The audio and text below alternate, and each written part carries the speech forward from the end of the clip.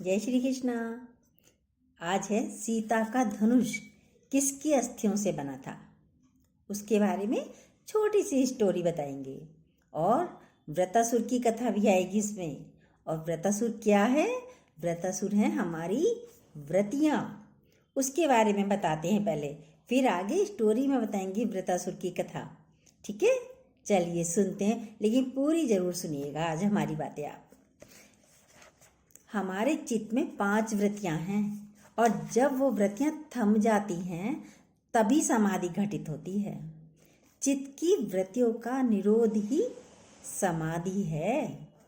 तो जो क्षिप्त, विक्षिप्त, मूढ़ आदि वृत्तियाँ हैं, इनसे ऊपर उठकर हमको एकाग्र होना चाहिए। मनुष्य की उत्तम कोटि की अवस्था कौन सी है? हम लोगों की सबसे अच्छी अवस्था कौन सी है? उसको कहते हैं एकाग्रता। जब हम पूरे होश में हैं, हमको पता है, तो वाणी में संयम रहता है, विचार में भी संयम रहता है, इंद्रियों में भी संयम रहता है, भौतिक धरातल पर भी हम में संयम रहता है। जब हम एकाग्र नहीं होते हैं, हम में कोई विक्षिप्तता हो, मूढ़ता हो, और कभी ये गुणों के कारण होता है, जैसे हम में तमोगुण की अधिकता हो, तो वाणी, व्यवहार, आचरण, चिंतन। तमोगुण के समय व्यक्ति देखता कुछ है, बोलता कुछ है, करता कुछ है, कहता कुछ है।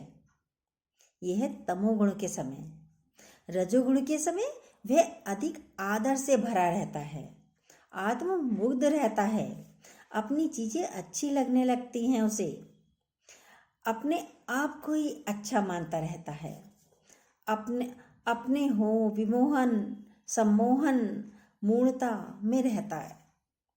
जब बहुत रजोगुण हम में होता है, तो बहाने से हम बता रहे होते हैं ये कविता हमारी है, ये इस कविता को हमने लिखा है, ये गीत हमारा है, ये घर हमारा है, ये पर्दे हमने अभी लगाए हैं। यही कहते हैं ना जब रजोगुण होता है। क्रॉकरी देखो कि क्रॉकरी अभी लाए हैं, कैसी है? यही कहते हैं ना ज्वेलरी ऐसी है। लोगों के कानों पर फिर भी जू नहीं रेंगती, तो भी कोशिश करते रहते हैं, उकसाते रहते हैं, उन्हें बताते रहते हैं कि वो हमारी जिससे प्रशंसा करे। फिर वे धीरे से प्रशंसा करते हैं, हाँ ज्वेलरी अच्छी है, क्रॉकरी बहुत अच्छी है, मकान बहुत अच्छा बनाया है। तो वो हमारे मन को अच्छा लगता है क्योंकि प्रशंसा हो रही है। फिर सोचते हैं चलो काम बन गया हमारा।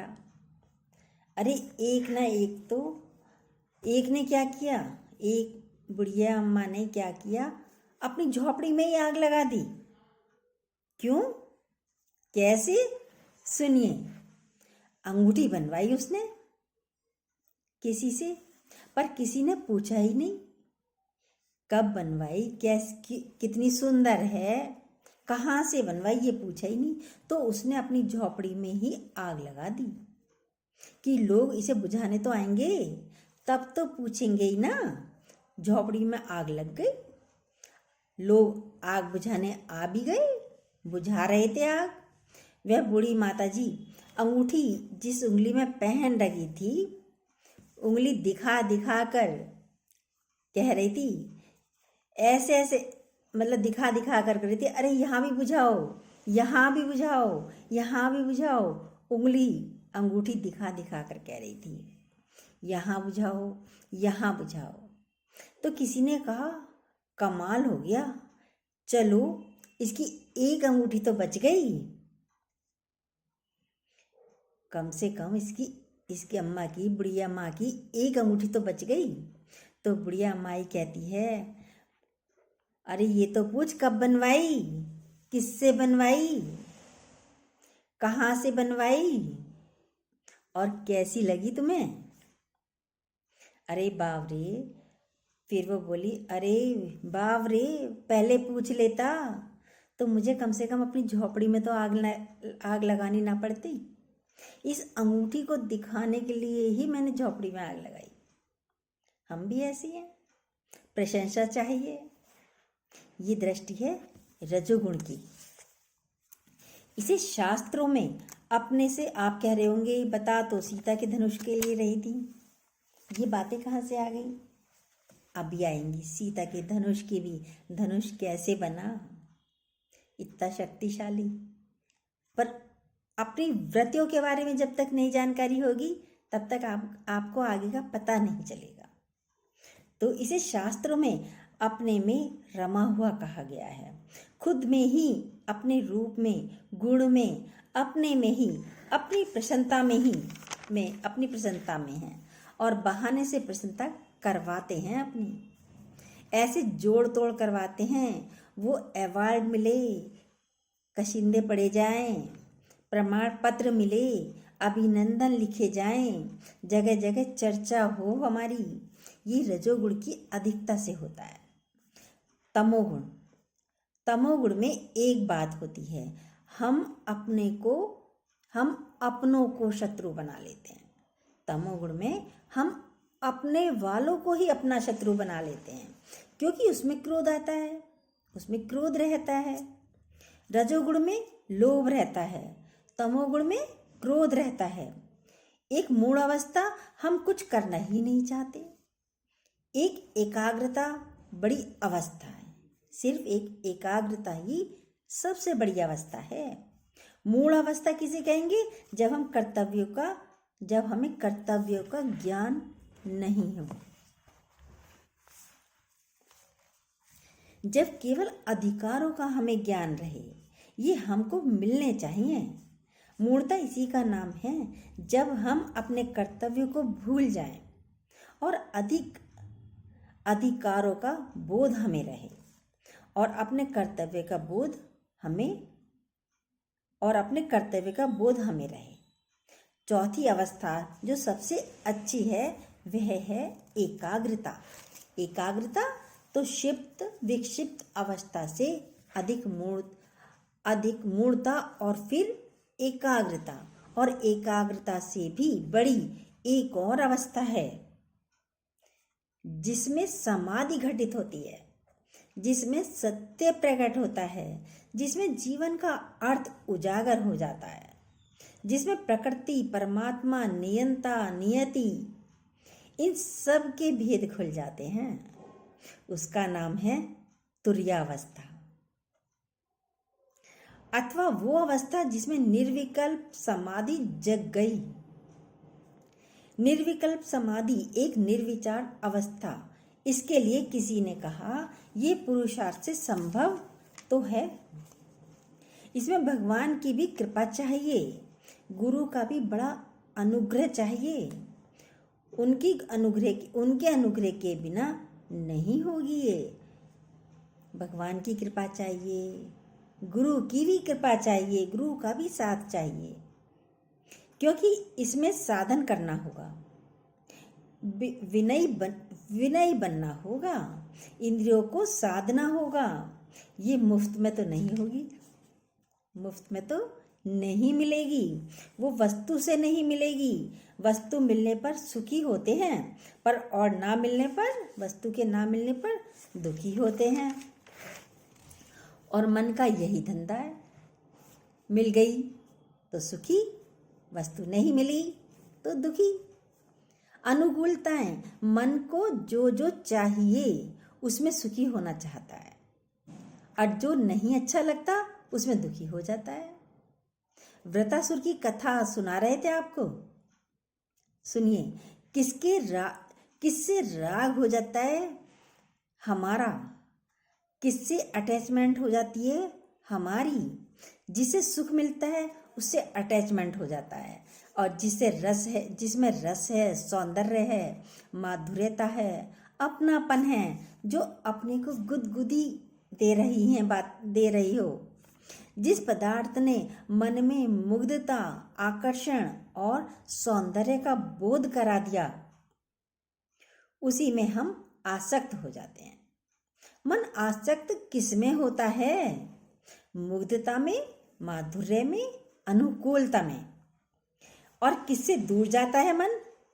दुख से दूर जाता है मन। इसीलिए वृतासुर के ये वध की कथा है आज जो है, पूरी जरूर सुनिएगा।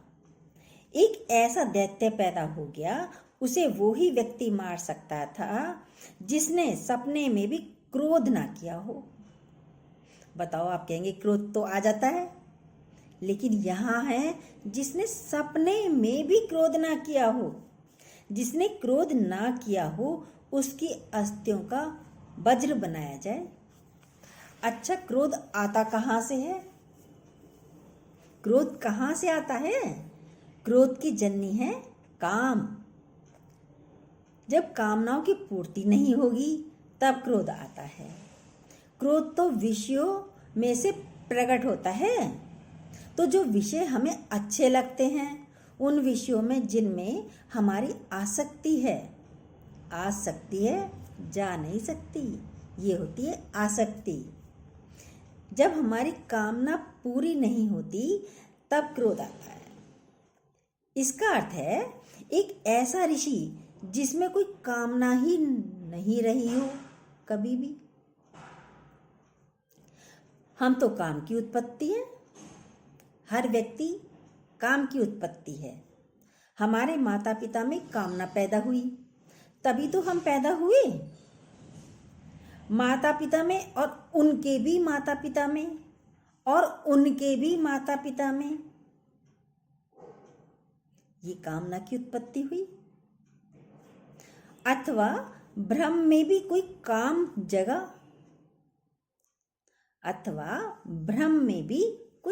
जगा, भ्रम के अंदर मैं एक से अनेक हो जाऊं।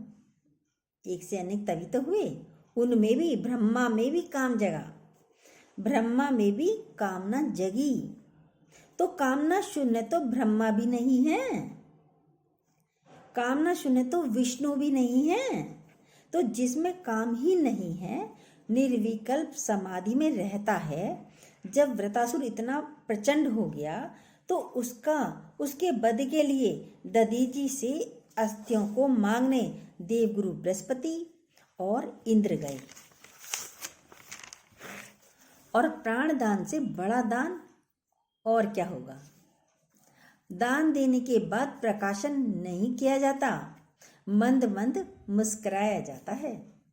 दान में पता मत देना, बस दान में पता मत देना। ये जो प्राण ले रहे हैं ना, ये वृक्षों से मिल रहा है। हम जो प्राण ले रहे हैं, श्वास ले रहे हैं, ये वृक्षों से मिल रहा है। एक बार भी तो वहाँ जाकर धन्यवाद नहीं कहा आपने? कहना चाहिए ना, जो श्वास हमें मिल रहे हैं तो धन्यवाद बोलो। पेड़ों को, पौधों को एक बार भी हाथ नहीं फेरते, उन पे हाथ फेरो। धरा को प्रणाम करो, प्रकृति को प्रणाम करो। आपको अनचाहना सुख लेना है, बड़ा सुख ये है आप किसी दरिद्रता का भंजन करें। भंजन मतलब जो दरिद्र हो उसकी गरीबी हटाओ, किसी की ऐसा है अवस्था छीन लो और उसे कानो कान पता न लगे, तो उससे बड़ा कोई सुख नहीं हो सकता। जीवन के दो चरण छूकर देखते हैं। आज जो दो हदें छूते हैं। नंबर 1, हम उस पाप को याद करके देखें जिसका किसी को पता नहीं लगा। देखिए अपने अपने को, तुम्हें दुख होगा।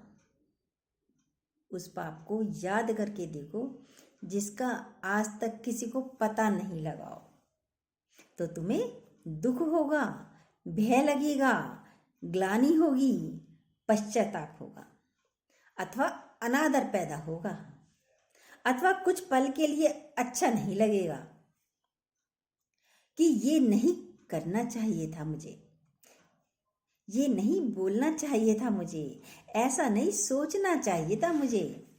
और वो काम, वो पाप जो प्रकाशित नहीं हुआ, किसी को पता नहीं लगा, जो आपको ही पता है, उससे ग्लानि होगी आपको, ग्लानि भी अनुभव,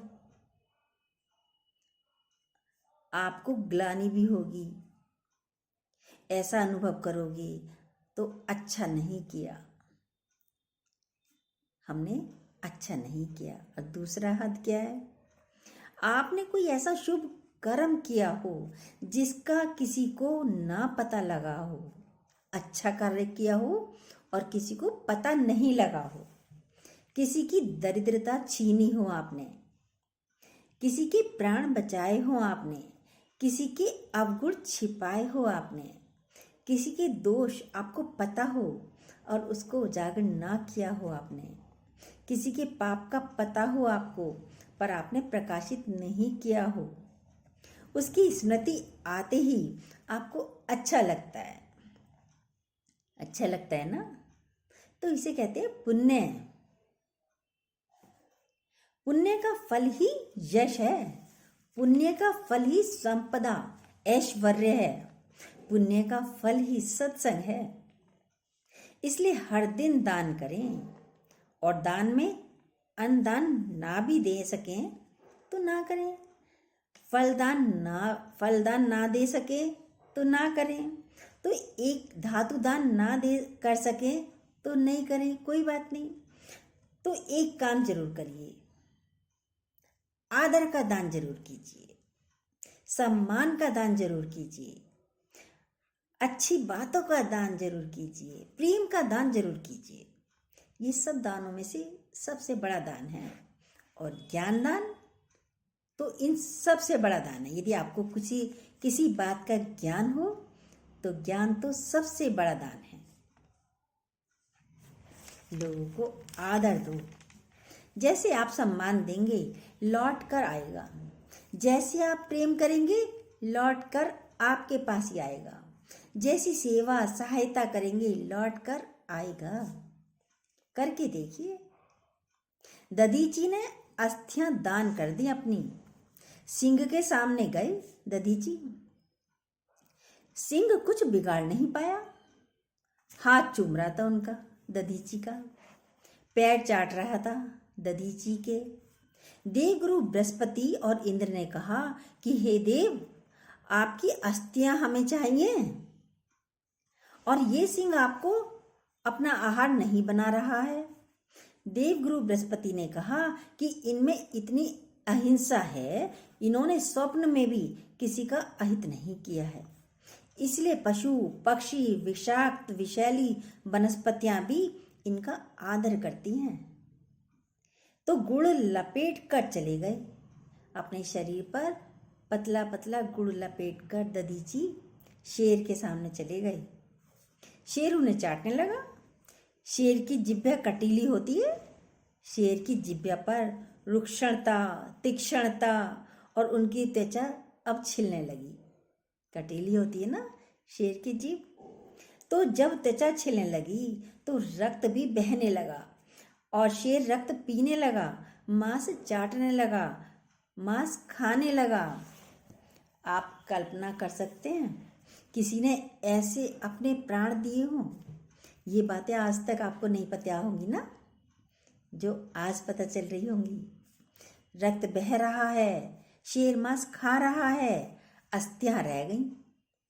ब्रह्म नदी में उनका स्नान कराया, उन अस्थियों से ही वृतासुर का वध हुआ। उन्हीं अस्थियों से वो धनुष बना जिसे केवल सीता उठा पाती थी और कोई नहीं, और जिसने व्रत लिया सीता जी के पिता ने कि इस धनुष को जो उठाएगा उससे सीता का विवाह होगा। तो दधीची की अस्थियों से बना हुआ धनुष था वह। आज तक नहीं पता था ना, जो राम ने जिसका भंजन किया, तोड़ा, इतनी सामर्थ्य थी। वृतासुर का वध करने के लिए जब दधीची की अस्थियां ले जाई गईं, वृतासुर की वृत्तियां ही बदल गईं। वृत्तियां ही बदल गईं, मनोवृत्तियां ही बदल गईं वृतासुर की। प्राय कुछ लोगों में दैन्य वृत्ति रहती है, याचना वृत्ति रहती है। अज्ञानता के कारण, अविवेक अविचार के कारण जिनके पास आध्यात्मिक अभ्यास नहीं है, जिनके पास सकारात्मक विचारों का अभाव है, अथवा जिन्होंने विकास के लिए वैचारिक साधन ना किया हो, जो ग्रंथ के आश्रय में नहीं गए अथवा आत्म विचार नहीं किया है, उनकी वृत्तियों में निराशा रहती है, हताशा रहती है, मन कुंठित और कुंद रहता है। जिस मन में कहीं कोई काम नहीं, ऐसे मन वाले दधीची ने अस्थियों का दान कर दिया। वो परोपकार की भावना उसके मन तक भी पहुंची। वृत्तासुर ने अंतिम समय में प्रभु के गीत गाए। वो परोपकार की भावना वृत्तासुर के मन तक पहुंची और बाद में अंतिम समय में वृत्तासुर ने भगवान के गीत गाए, भजन किया, प्रार्थना की है और उनसे कहा, कुछ चाहिए नहीं, तेरी याद चाहिए। अरे ठाकुर, अब तो तेरा विरह चाहिए। तेरे मिल जाने में वो सुख नहीं जो तेरी याद में सुख है, तेरी तो प्रतीक्षा में सुख है। ये है आज की कथा। आपको कैसी लगी? जो न्यू हो या जिन्होंने अभी तक सब्सक्राइब ना किया हो, प्लीज़ सब्सक्राइब कीजिए और जो बेल आती है उसे प्लीज़ दोबारा से प्रेस कर दीजिए, दबा दीजिएगा। जय श्री कृष्णा।